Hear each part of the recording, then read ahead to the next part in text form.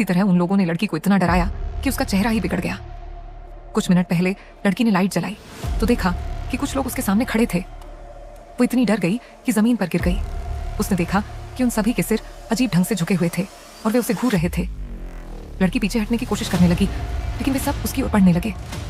तभी लड़की को एहसास हुआ कि वो हिल भी नहीं पा रही है, पर वो वहां मरना नहीं चाहती थी, इसीलिए उसने दरवाजे की ओर देखा। जैसे ही उसने सिर घुमाया, वे लोग और पास आ गए। लड़की बस धीरे धीरे शरीर को हिलाने लगी। उसकी नजरें उन लोगों से हटने की हिम्मत नहीं कर पा रही थी। फिर वह झटपट उठी और भागने की कोशिश की, लेकिन पीछे खड़े लोग उसे मारे बिना मानने को तैयार नहीं थे। उसे कभी अंदाजा नहीं था कि एकमात्र रास्ता भी जहर से भर चुका था। अब उसके पास भागने का कोई रास्ता नहीं था। वह खिड़की की तरफ बढ़ने लगी, लेकिन पलक झपकते ही वे लोग खिड़की के पास भी जमा हो गए और लगातार उसकी तरफ बढ़ते रहे।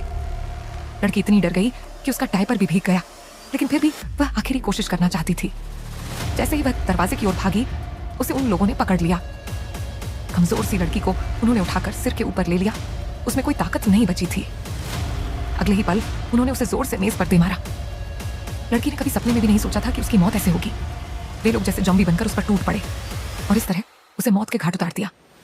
लेकिन असल में ये सब लड़की का सपना था। वो जागी तो देखा उसकी माँ उसके बिस्तर के पास खड़ी थी।